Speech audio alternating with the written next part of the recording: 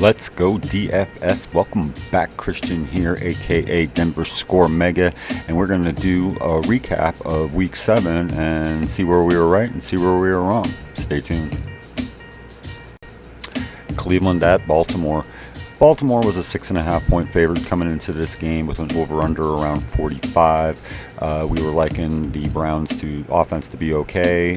Baltimore was pretty kind of erratic. They did get their run game going against a very bad Cleveland run defense. We will be exploiting Cleveland run defense going forward. And got a little unlucky. Peoples-Jones basically had a big hookup on pretty much the very last play of the game. And wound up fumbling. So instead of, so -2 points, dragged down some pretty strong lineups by those 2 little points, and we all know what that means when we're up at the top. So, but we were right about the spread, and we were wrong about the over. Tampa at Carolina. I did call this out as being a possible trap game. And we were right.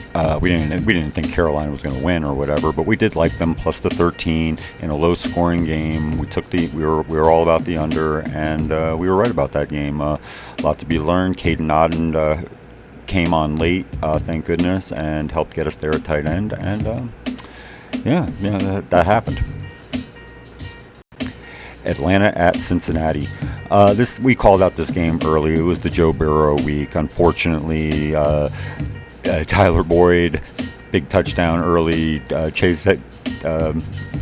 Jamar Chase, 2 touchdowns a little bit later, and we're just waiting for T. Higgins to start doing stuff. Another spot where we got unlucky is T. Higgins did get himself going in that game. He did have 6 catches for 99 yards. His very last catch was for 5 yards that got him to the 99. We all know that if you get 1 more yard, that is a three-point bonus, so 3.1.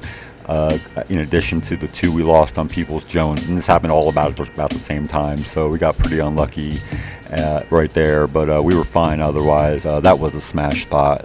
We will be still attacking Atlanta, and I don't know, do we go back to Joe Burrow again? We'll see.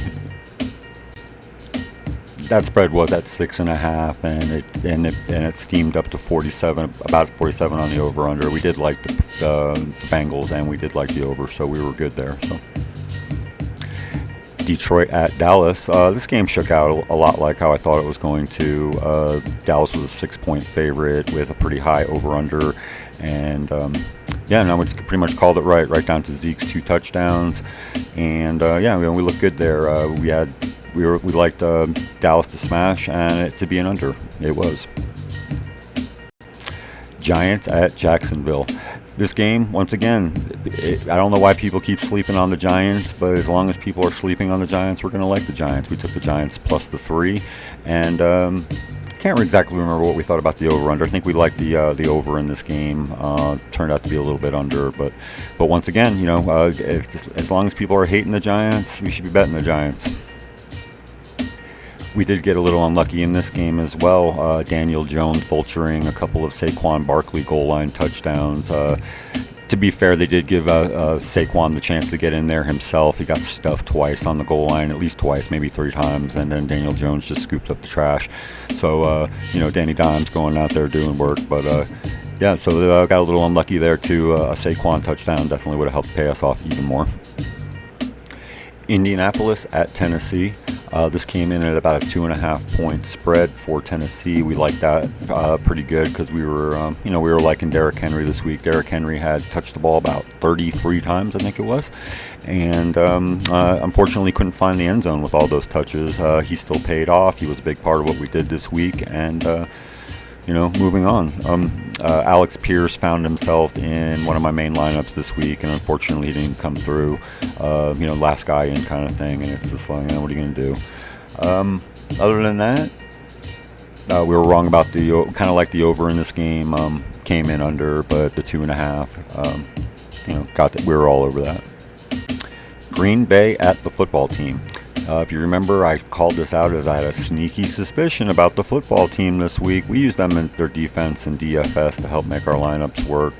They were a 4.5-point home underdog this week with Tyler Heineke under center, and that game played out the way I kind of thought it would. Of course, Aaron Jones has to score the very first fucking touchdown of the week, the week after. I'm really great at being 1 week early on players, so I'll look at Darius Slayton as well. Anyway, but we were kind of all over this. We kind of had a sneaky suspicion. Green Bay is hot trash. They are not good. And, yeah, so we're just like 4.5 at home. Why not? And, yeah, it looked good and once again paid off. I do believe this game went over. I'm not sure. I think we liked the over. Not sure, but we definitely did like the 4.5. So, Jets at Denver. Pretty much shook out a lot like the way. Breece Hall out for the season. Damn shame. He looked like he was a pretty good football player. He did rip off a big fat run early for the Jets and set the tone. And that was about all the points that were really scored throughout the game. Called for a low scoring under, and Jets -2 or Jets +1, and it switched or whatever. It doesn't really matter. We did like the Jets because we like the Jets, and the Jets are rolling, and we were kind of just right in general about that game all the way around. Houston at Las Vegas, a game where we were wrong. We liked Houston to maybe hang in that game, and they took the early lead, to be honest with you. So they were kind of like in that spot to make that 6.5 good. But Josh Jacobs went crazy. Player I definitely shouted out this week in the first 5. We have a lot of Josh Jacobs this year, so that really helped us out in a lot of different ways. Feeling really good about that. As far as the game goes, we were like taking the points and we were going under, and that shit didn't happen. So moving on. Seattle at the Clippers. The Clippers are a mess. Seattle came down there, did what they had to do. They got off to a big lead, and was just able to score with them the whole way. And I didn't watch the game. I was tracking it a little bit. I noticed drive after drive for the Clippers just kept on stalling out. So they need to figure that shit out quick. And we were wrong about that. We were hoping for Clippers -5. Try to hope Kyle had a good day. He did not, and I think we liked an under 50. I don't remember exactly, but that shit shot out.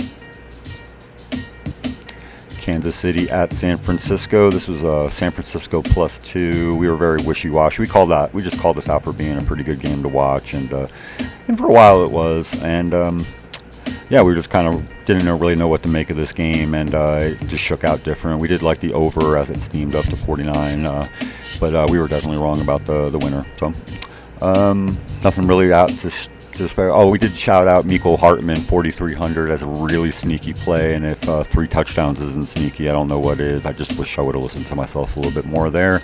Could have done a little better. Could have done a lot better. Pittsburgh at Miami. This was the Sunday night game, and Steelers were getting 7.5. That was good enough for us. Steelers have been pretty good with the points this year, and I think we liked it as an over. It was not an over, but as far as the spread goes, 7.5 for Pittsburgh. That was way too much, and kind of showed out that way. Nothing else really to take from this game. And wrapping up, Chicago at New England. Obviously, big shocker. The Bears hung the 33 on the Patriots in Foxborough on a primetime games. Whatever, dude. Vegas made a killing on that shit, I promise. Anyway, we were just wrong. We liked the over. We thought New England could score 40 by themselves. Turned out to be 33 for the Bears, so that's an over, but the -8 definitely wasn't any good.